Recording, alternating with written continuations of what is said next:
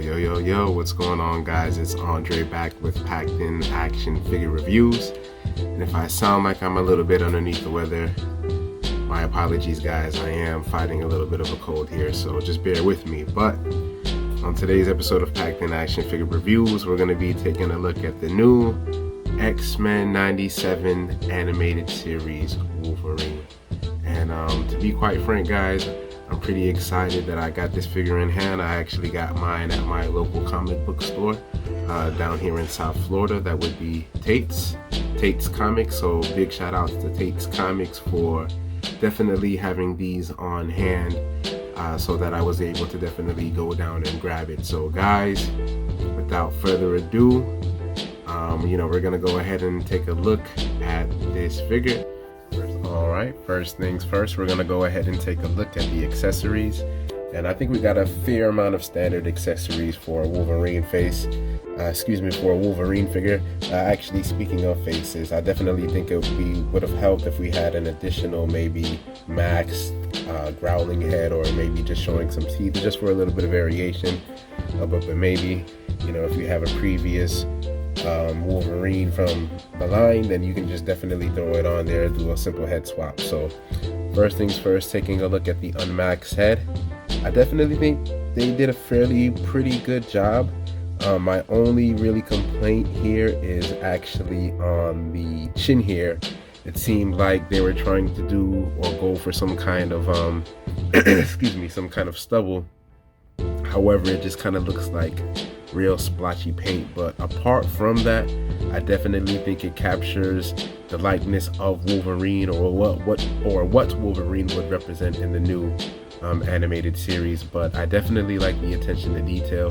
I have seen some people add a little bit of blue highlights into the hair just to kind of give it that extra animated shadowy look from the animated series, and it actually came out well. I might go ahead and give myself a try with that too as well. Then we also do have the masked head. This one also looks really nice. I also did notice that they do have a little splotchiness with the what is supposed to be the little stubble that Wolverine generally has. But again, I don't particularly care for it. It doesn't necessarily take away, since it's not super noticeable. But if you are one of those nitpickers, then I could definitely understand where you're coming from. I definitely do like the wingspan here of his fins here. I'm comparing it to previous other Marvel Legends. I have the 3-pack. There are some differences, definitely in color too as well. But I think this one is more representative of the animated series, kind of looking at it side by side. Then we also do have some fist. Standard fist here. Same stuff that we've seen with Wolverine many times before. And then we also do have a good look here at his claws. I kind of wish that they made the silver more of a metallic color. Let's try to get that here to focus. To more of a metallic color, as opposed to just being molded in plastic. I definitely feel like it'll help bring out or make the figure pop a little bit more. And then we also have the same old cover or mask piece that comes along with Wolverine that we've seen many times before. Alright, that's enough for accessories. Let's take a look at the figure. Alright, and here's Wolverine in all his mighty glory. Definitely a really nice looking Wolverine figure that Hasbro definitely did deliver. There are minor little nitpicks that I have that kind of, for me, in my personal opinion, take away from the figure just a tad bit. For others, maybe not so much, but definitely still some points that we definitely got to talk about here. So without further ado, let's take a closer look at the sculpt. Alright, taking a look at the figure straight head on. The first thing that kind of stands out to me, and I definitely feel like it's picking up on the camera too as well, is there is a difference of color between, more so of the finish, between the top version of Wolverine and the bottom portion of Wolverine. Here you can kind of see it's more of a glossy kind of color as the light shines on it, but on his bottom legs here, it's more in a matte finish. So I'm not sure why that's like that, but it definitely stands out to me as, even with the naked eye, it kind of stands out a bit much. So what I'm probably gonna have to do is just go over it completely with a matte or gloss or whichever, however I'm feeling. Apart from that, it's the same standard Wolverine mold that we've gotten previously from Hasbro. So the articulation and everything else like that is going to be pretty standard all the way through. Here on his arms, they actually decided that they were going to sculpt inside the arm here as opposed to painting it on. I've heard a few people complain and they say that it kind of looks like scarring, which I can definitely understand, but to the average customizer, I would say I definitely see this as an opportunity for us to definitely kind of experiment and kind of do our thing. But again, we have the same standard Wolverine body. You know what I'm saying? One noticeable difference I'd like to bring attention to is actually into the sculpting right here over into the trunk shorts.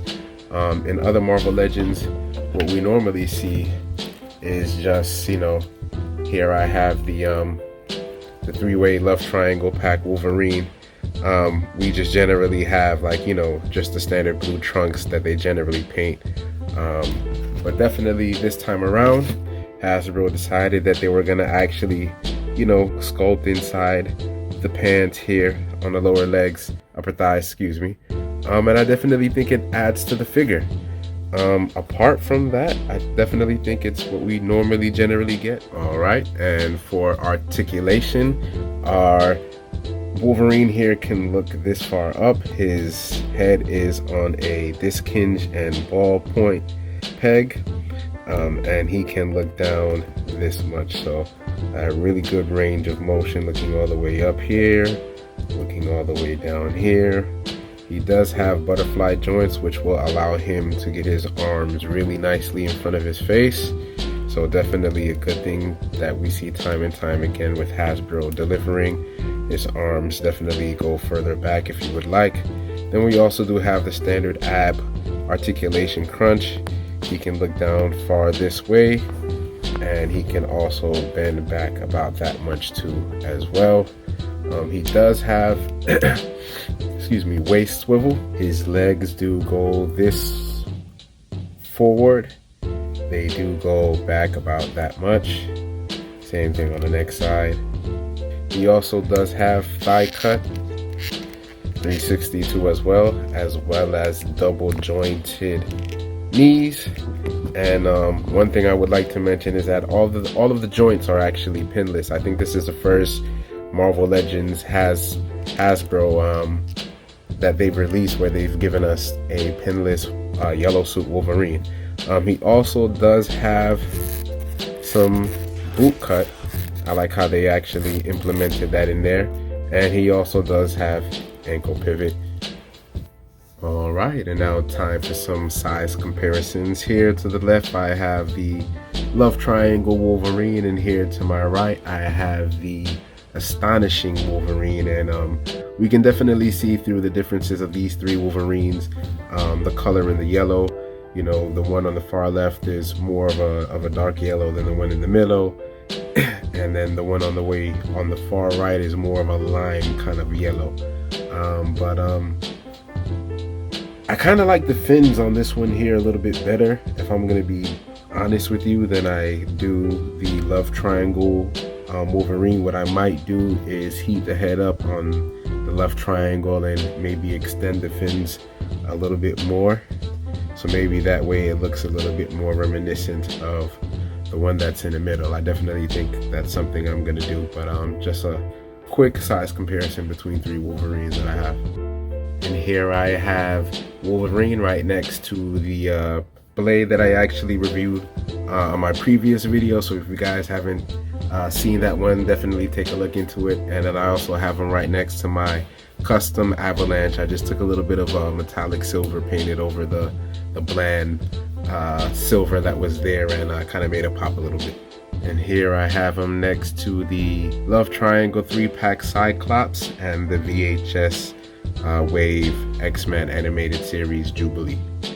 And here he is standing next to Nightcrawler and Forge. And here he is standing next to the X-Men animated series VHS Cyclops, as well as Cable. We also have Cable as well.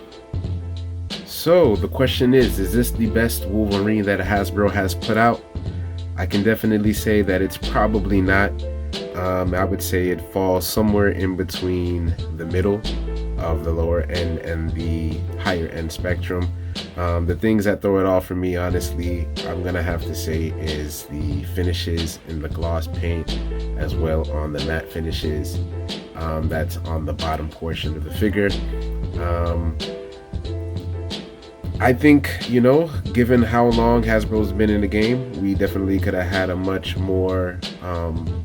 better figure. But I think for what we get, for what it represents for the X-Men 97 animated series, I think it actually came out relatively well. If I have to give it a rating, I would definitely give it a 7. Definitely could be improvements, but I think overall it's a pretty standard figure. Is it a must-have? I guess that would ultimately depend on you. If you have every other Wolverine figure, probably not. But if you like to collect Wolverines just like I do, then he's definitely a must grab. So guys, thank you for checking out my review. If you've liked what you watch, please like and subscribe. Again, this is Packed In Action Figure Reviews, where we, you know, give you that action that's packed in.